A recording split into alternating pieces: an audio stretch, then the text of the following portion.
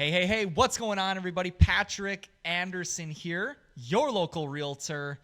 Not Patrick Starr, like I know a lot of you are probably thinking. Even though my mom says sometimes that I still live under a rock. Well, hey, Mom, that mortgage for the rock is pretty darn expensive, I'll tell you that. Hey, we are here today for the Metro Show number 17. You know, I do 2 Metro shows every single month. So we're on number 17. I'm so grateful and happy for you guys to be here with me today. I'm going to be sharing with you today a couple awesome facts and some awesome statistics that came out here in the middle of August for NAR. If you've ever heard of the National Association of Realtors, NAR stands for, it's an organization for real estate. It is the cool people's club, okay? There's a lot of people don't understand, so I'll just talk to you a little bit about this first. There is a difference between real estate agents, which a lot of people like to say, real estate agents and realtors, okay? Someone who is a lot of people say realtor.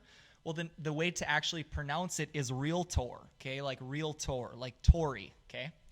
So if you are a realtor, you're actually under the National Association of Realtors, which is an organization that focuses on education, an educational platform. It focuses on the code of ethics.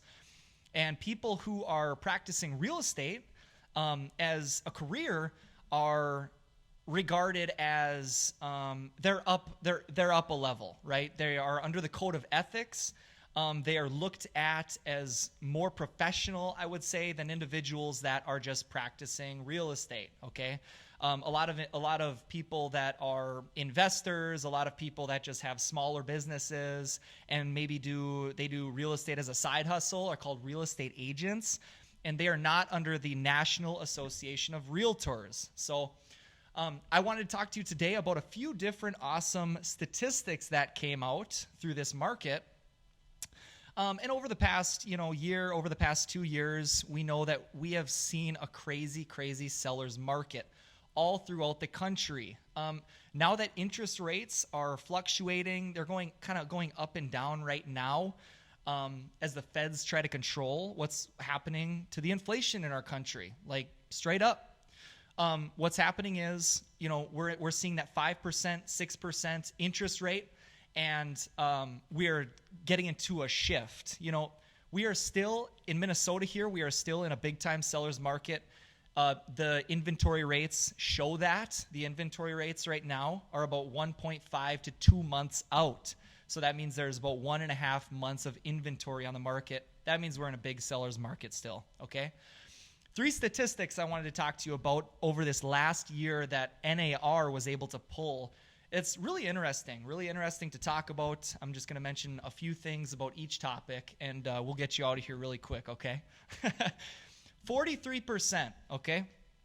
Millennials made up, in this market, millennials made up the largest share of homeowners in 2022, okay?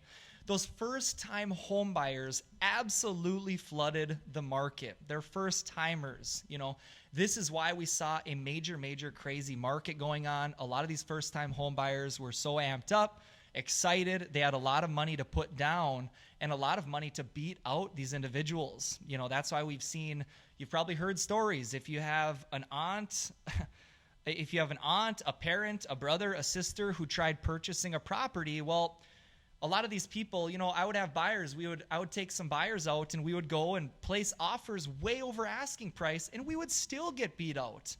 Sometimes we would even end up in the middle of the pack, which is crazy, okay? So that kind of goes to show the Shark Tank that we were in, and 43% of millennials made up the largest share of home buyers, okay? Most of these individuals were able to successfully find homes, and they are still continuing.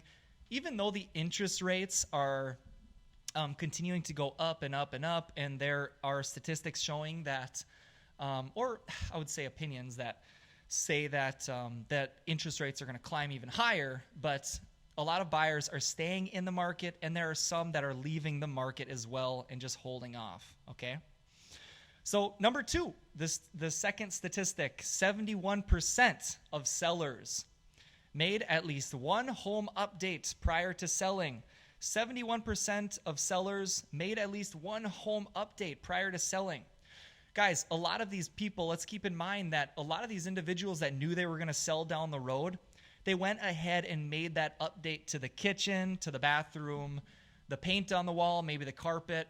They had it in their mind that they were going to sell down the road, and so they went ahead and made that update. A lot of what we saw in this last market over the last 2 years is agents and realtors were being coached, or were coaching their sellers to just sell it as is. And when I talked and when I would list properties, they would ask me all the time, they would say, Patrick, should I update? Should I update this? Should we put new carpet down? Here's the thing, guys. In a major seller's market, things are going so fast and it's such a shark tank that you don't need to do those updates. But when we see that shift happen, and just like kind of in the market that we're coming into today, where interest rates are going up, right? There's less competition on the market. We are going to need to make those updates in certain areas. You're going to see better offers. You're going to see more offers on the property. And overall, it's going to be a better listing experience. So there's a big difference between a seller's market and a buyer's market in updating the home, okay? And the third statistic of the day, 8 weeks, okay? Buyers searched for 8 weeks. They looked at a median of 8 homes and viewed 3 of these homes online. These are all statistics by the National Association of Realtors. This is information that was pulled together through the entire country. Let's just keep that in mind. But the average individual would look, they searched for about 8 weeks, okay?